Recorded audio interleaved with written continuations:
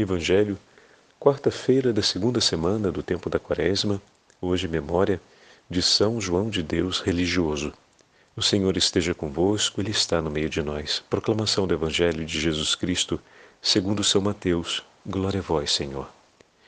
Naquele tempo, enquanto Jesus subia para Jerusalém, ele tomou os 12 discípulos à parte e durante a caminhada disse-lhes: Eis que estamos subindo para Jerusalém, e o Filho do Homem será entregue aos sumos sacerdotes e aos mestres da lei. Eles o condenarão à morte e o entregarão aos pagãos para zombarem dele, para flagelá-lo e crucificá-lo. Mas no terceiro dia ressuscitará. A mãe dos filhos de Zebedeu aproximou-se de Jesus com seus filhos e ajoelhou-se com a intenção de fazer um pedido. Jesus perguntou: O que tu queres? Ela respondeu: Manda que estes meus 2 filhos se sentem no teu reino, um à tua direita e outro à tua esquerda. Jesus então respondeu-lhes: Não sabeis o que estáis pedindo. Por acaso podeis beber o cálice que eu vou beber? Eles responderam: Podemos. Então Jesus lhes disse: De fato vós bebereis do meu cálice, mas não depende de mim conceder o lugar à minha direita ou à minha esquerda. Meu Pai é quem dará esses lugares àqueles para os quais Ele os preparou. Quando os outros 10 discípulos ouviram isso, ficaram irritados contra os 2 irmãos. Jesus, porém, chamou-os e disse: Vós sabeis que os chefes das nações têm poder sobre elas e os grandes as oprimem. Entre vós não deverá ser assim. Quem quiser tornar-se grande, torne-se vosso servidor. Quem quiser ser o primeiro, seja vosso servo. Pois o Filho do Homem não veio para ser servido, mas para servir e dar a sua vida como resgate em favor de muitos. Palavra da salvação. Glória a vós, Senhor. Quarta-feira da segunda semana do tempo da Quaresma, em nome do Pai, do Filho e do Espírito Santo. Amém. Queridos irmãos e irmãs, a Santa Liturgia nos leva para o 20º capítulo do Evangelho de São Mateus e nos entrega hoje a memória de um grande santo da Igreja, São João de Deus, religioso. Pouco conhecido, é verdade. Porém, o seu papel e a importância do seu testemunho de vida, que é eloquente em relação ao Evangelho de hoje, marcou a história dos hospitais e dos cuidados médicos em toda a Europa, no ano de 1500. Nós vamos ouvir um pouquinho mais a respeito dele. Ele nasceu perto da época do descobrimento do nosso Brasil. Então, olha que maravilha.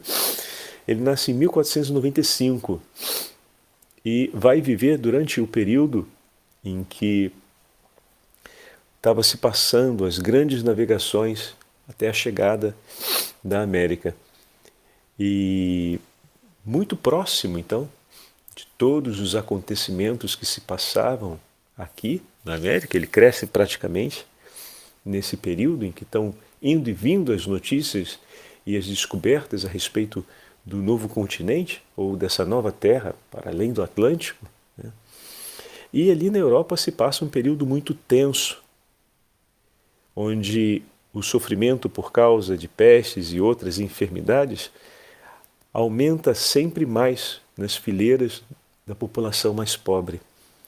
E como nosso Senhor vai conduzindo o coração desse jovem a deixar a carreira militar, vai levando ele a conhecer a experiência e a dor dos hospitais, quando começa a trabalhar num primeiro hospital, e mais adiante vai acontecer que, ouvindo a pregação de um outro santo, São João de Ávila, sacerdote e doutor da Igreja, ouvindo os sermões de São João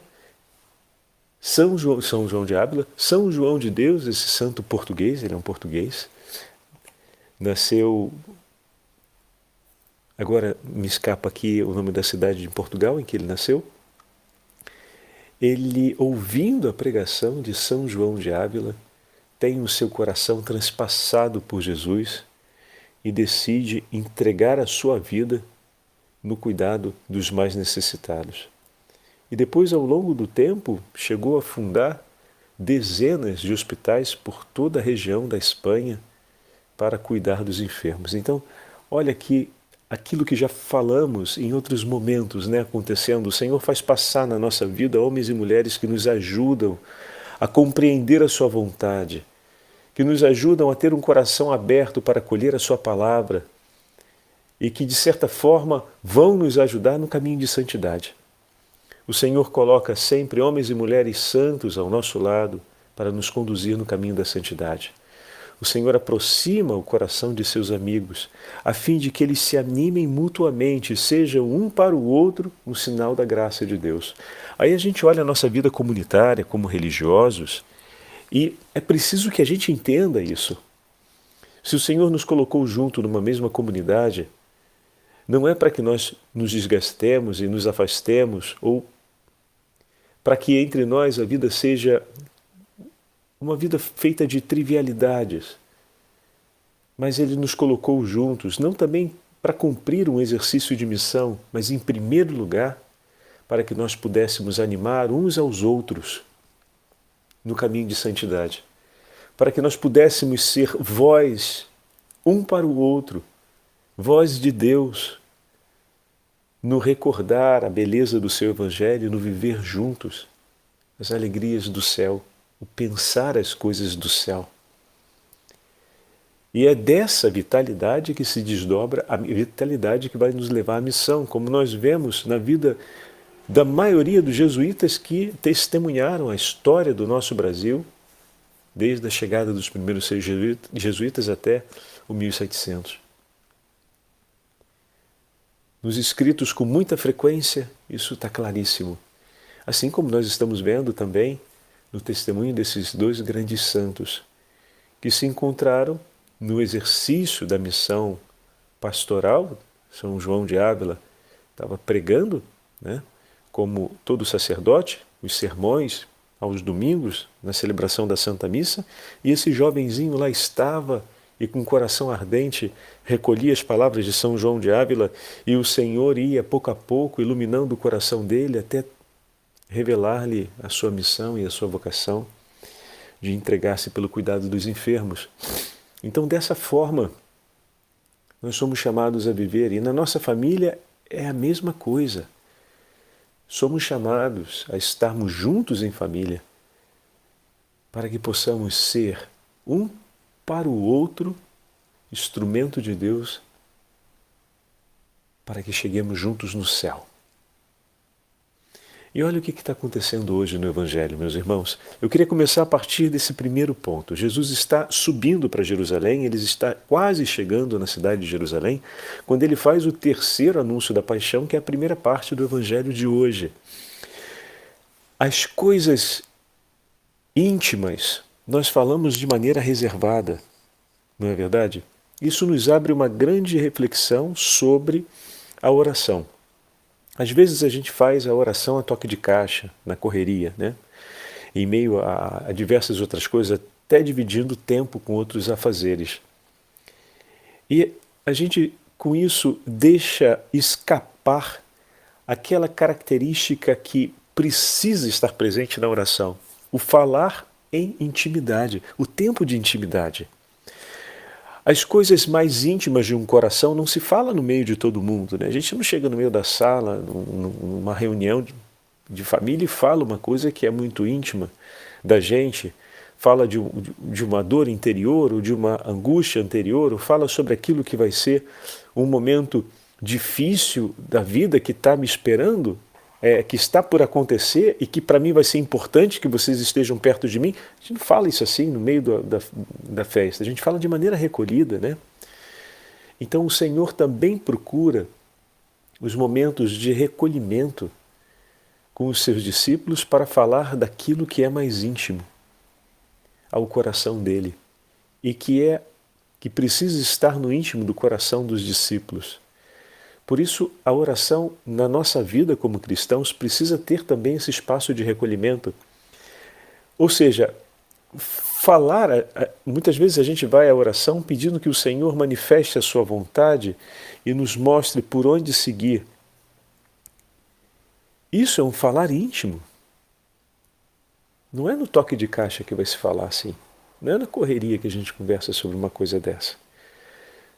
A gente sente a necessidade que o Senhor, a gente pergunta ao Senhor, a gente melhor pede ao Senhor que divida conosco as intenções do seu coração. Isso é muito caro a Ele, é uma coisa muito reservada. Ele não vai falar na correria.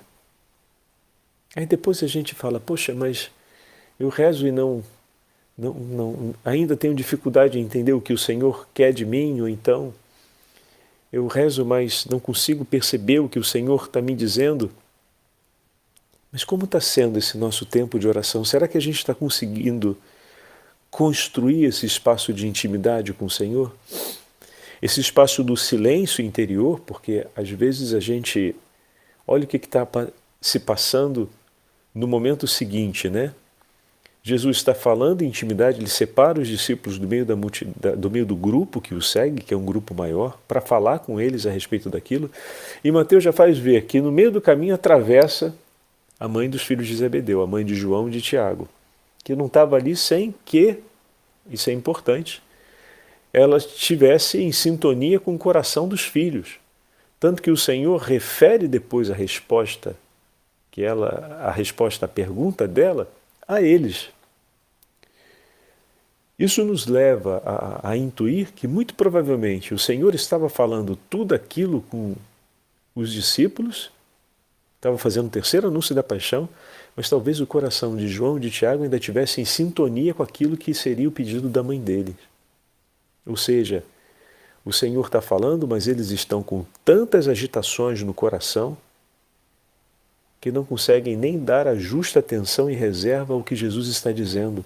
Porque se tivessem tomado em consideração e em profundidade aquilo que o Senhor estaria dizendo, a primeira coisa a dizer seria: mãe, agora não é a hora de falar disso. Deixa para a gente falar daqui a pouco. Porque o Senhor está falando uma coisa aqui que é muito delicada. Não, mas daqui a pouco a gente fala disso, agora não. Entretanto, isso não acontece, né? E depois acontece ainda pior, porque os outros ficam sabendo dessa conversa e a coisa ainda vem com maior confusão, que gera quase que uma dispersão, né, de tudo aquilo que o Senhor estava querendo dizer para os discípulos. Mas era uma expectativa coletiva que a chegada de Jesus a Jerusalém seria a proclamação do novo reino. Então muitos eram aqueles que esperavam também esse acontecimento e estavam fora dos acontecimentos que o Senhor estava conduzindo segundo a vontade do Pai, que era Jesus, o servo de Deus, como ele mesmo vai dizer, que entrega a sua vida pelo resgate de muitos. O Senhor declara abertamente no final do Evangelho de hoje como ele é o Messias. Ele é o Messias que veio não para servir, não para ser servido, mas para servir e dar a sua vida como resgate em favor de muitos. Nossa! E os discípulos ali naquele momento estavam agitados. Aqui o Evangelho nos dá uma outra percepção importante para a nossa vida cotidiana. Meu irmão e minha irmã, quantas vezes os discípulos foram corrigidos por Jesus e posteriormente a gente vê no testemunho de São Pedro, quantas vezes foram corrigidos a respeito das dispersões que o nosso coração pode acabar aceitando. E o Senhor, que todas as vezes corrigiu os discípulos, encontrou corações dóceis que se deixavam corrigir. Às vezes a gente se irrita pela dispersão de nossos irmãos e pela nossa própria dispersão. Alegre-se quando, percebendo a dispersão do seu irmão, o teu Senhor ilumina e chama o teu coração a ajudá-lo a voltar para o caminho certo da reflexão do Evangelho e do ensinamento de Cristo. E reza por ele para que o coração dele acolha essa correção, essa palavra de amor que chama ele de volta. E quando você perceber que o seu coração se dispersou, alegre-se, porque o teu Senhor, vendo isso, está vindo em teu socorro. E está outra vez, através de teus irmãos e através, muitas vezes, da voz interior da consciência, te chamando àquela verdade e te dando outra vez a oportunidade de colocar os teus pés no caminho traçado por Ele. no seguimento dele. O cristão é aquele que traz no coração uma perene alegria, aquela de que Deus cuida de nós e de que nos dá a graça de perceber os seus cuidados.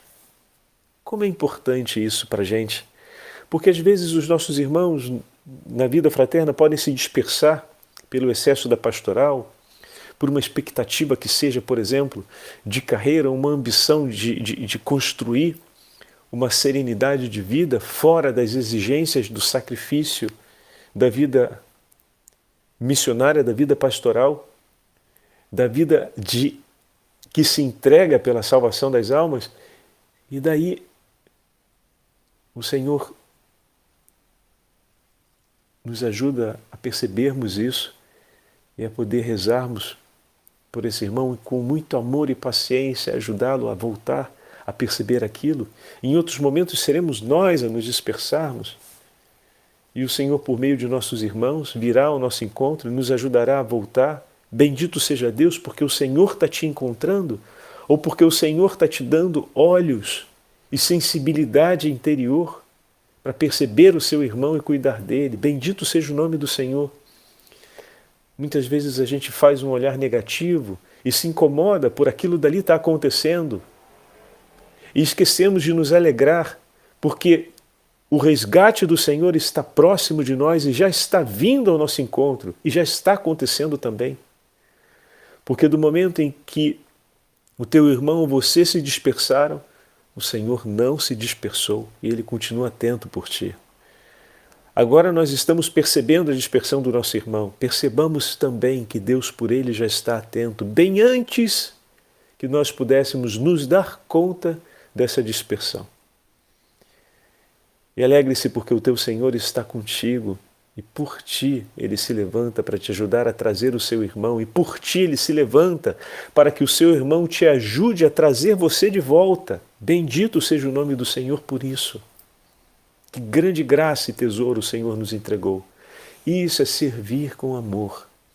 Isso é saber que a nossa vida está nas mãos dEle e viver para amá-lo, viver para resgatar e deixar-se resgatar pelo amor de Deus. Oh, meu irmão e minha irmã, que grande tesouro o Evangelho de hoje abre para nós com essas palavras. Veja, houve uma grande dispersão naquele momento em que o Senhor fazia o terceiro anúncio da paixão por conta de todo esse contexto. Mas todo esse contexto promoveu momentos extraordinários. Por quê? Porque o Senhor cuida de cada um e cuidou também de João, de Tiago, da mãe deles.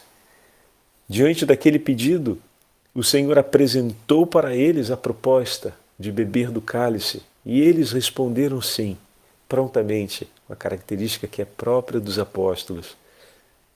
E o Senhor confirmou que eles beberiam do seu cálice. Confirmou que eles o seguiriam até o fim e entregariam a vida por amor a Ele. Oh, meu irmão e minha irmã, se baixa era a motivação do coração daquela mãe que, amando seus filhos, conseguia compreender o amor como a segurança deles nesse tempo e talvez também nos benefícios vindouros, Jesus olhou para esses mesmos filhos com um amor maior e assegurou para eles não apenas a felicidade nesse tempo, pela companhia de Jesus em meio às dores do Calvário que marcam esse tempo, mas confirmou com eles e para eles as alegrias eternas, que sua mãe poderia talvez pensar parcamente, ou seja, de uma maneira muito pequenina, embaçada, mas Jesus havia de maneira perfeita e completa e ofereceu a eles e assegurou a eles essa realidade e eles aceitaram. E o Senhor chancela com a sua palavra e depois irá chancelá-la com o seu próprio sangue. E eles, por sua vez, testemunharão com o sangue, com a entrega da vida, esse compromisso de amor com o Senhor, nesse tempo e por toda a eternidade. Que também seja assim conosco e veja como um irmão para o outro, um discípulo para o outro, foram como São João de Ávila na vida de São João de Deus em muitos momentos.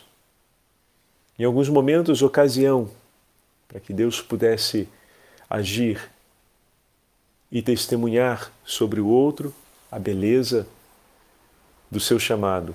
Em outros momentos, uma palavra de admonição, uma palavra de exortação, a fim de que pudesse retomar o vigor do caminho. Mas em todos os casos, um para o outro, foi sempre presença de Cristo. Peçamos essa graça ao Senhor diante do Evangelho de hoje, do testemunho de São João de Deus, que foi depois para muitos sofredores o sinal e a presença de Jesus misericordioso que ampara no momento das dores, de maneira que não fiquem abandonados. A história dele é muito bonita, na Liturgia das Horas hoje tem um de seus textos contando um pouco o que é a realidade do trabalho que foi começado na Espanha e que se difundiu de uma maneira extraordinária. E ele fala: bom, eu só sigo o caminho que o meu Senhor me diz para seguir e procuro não deixar ninguém para trás dos que estão mais necessitados. E o Senhor vai providenciando. Quando eu olho e vejo a quantidade de doentes que nós cuidamos, eu me pergunto, meu Deus do céu, como é possível? É muito delicado o modo dele de falar, porque é bem sensível. E ele fala, é a providência de Deus que nos sustenta. O meu Senhor diz para seguir e eu vou. E depois ele vai colocando os meios para que tudo aconteça da forma que lhe seja agradável e não se perca nenhum daqueles que ele ama. Fantástico. Que esse vigor e clareza de fé do coração de São João de Deus também ilumine o nosso caminhar e a nossa entrega por amor aos nossos irmãos e irmãs. O Senhor esteja convosco, Ele está no meio de nós. Pela intercessão de São João de Ávila, pela intercessão de São João de Deus e pela intercessão da Beatíssima Virgem Maria, Rainha dos Sacerdotes, abençoe-vos o Deus Todo-Poderoso, Pai, Filho e Espírito Santo. Amém.